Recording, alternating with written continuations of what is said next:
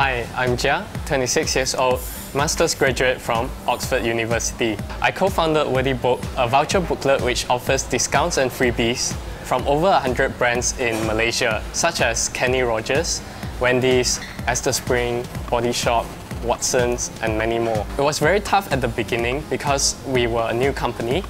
We had no track record. We had no capital, we had no car, and we're not even from KL. I remember losing 8 kilos over 6 months, working 2 kilometers just to visit my clients, sheltering under the flyover for 30 minutes in the rain, and meeting my clients all wet. I faced lots of rejections, and my brother Ken has always been supporting me. Ever since we started working on Worthy Book, he's like the hardcore salesperson, right? Don't get me wrong, he's a really hardworking person, right? He doesn't give up, he doesn't take no for an answer. So when Jia came up with the idea of Worthy Book, I thought it was a great idea. I loved it because from personal experience, I hate carrying credit cards around. Yeah, I know credit cards give me like discounts and privileges at different places, at restaurants, at shopping outlets, but I can't seem to remember which card is applicable where and when, So at the end of the day, I just give up, I just thought, hey, Worthy Book is great. It's one single booklet, that's all the vouchers inside for retail, for entertainment, for spa or for massage, or anything like that. I think it's really useful to keep everything in one single book. I'm very happy today with Worthy Book because it has been very well received. We have been invited to sponsor some events, talks, competitions, job fairs, and so on. Moving forward, we would like to produce a mobile app which can allow consumers to enjoy great deals and discounts anytime, anywhere. I'm super passionate about my idea, and we have a ready product ready to expand into the mobile market. And lastly, we believe that it will help Malaysian brands to reach out to their target markets effectively, as well as allow consumers to enjoy discounts and deals anytime, anywhere.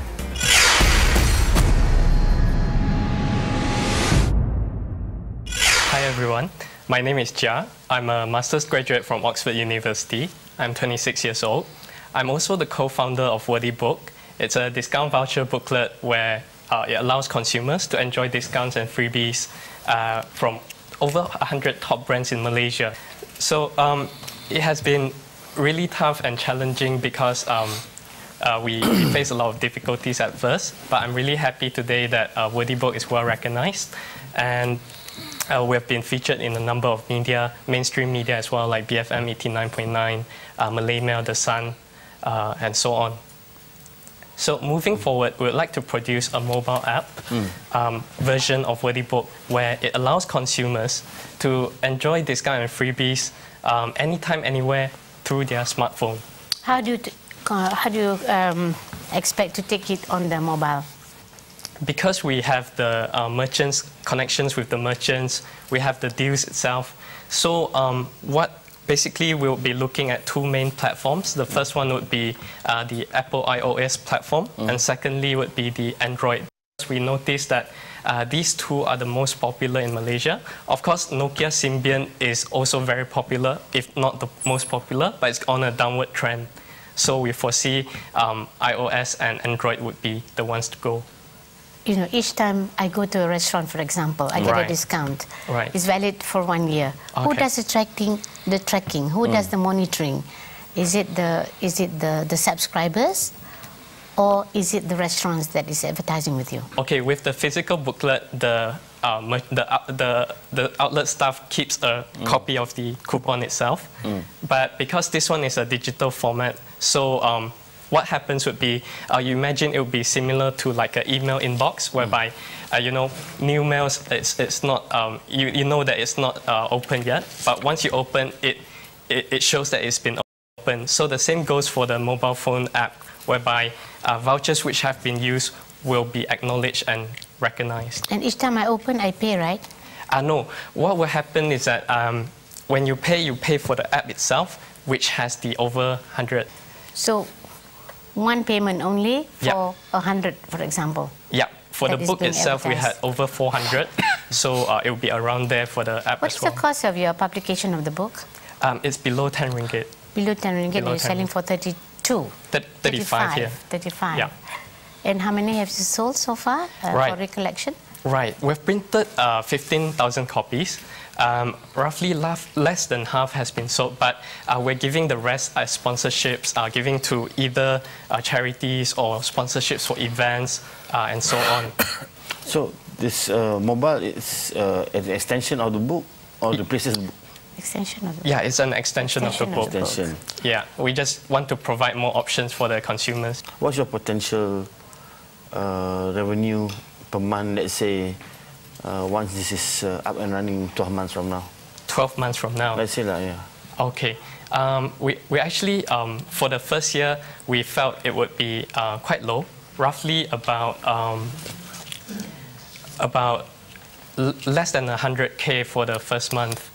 Sorry, for the first year. First year, okay. But towards... You're expecting a ramp up, right? I mean, you're looking for a couple few 100,000 from here, you're expecting a return. Yeah, yeah. The 100K includes the publication costs?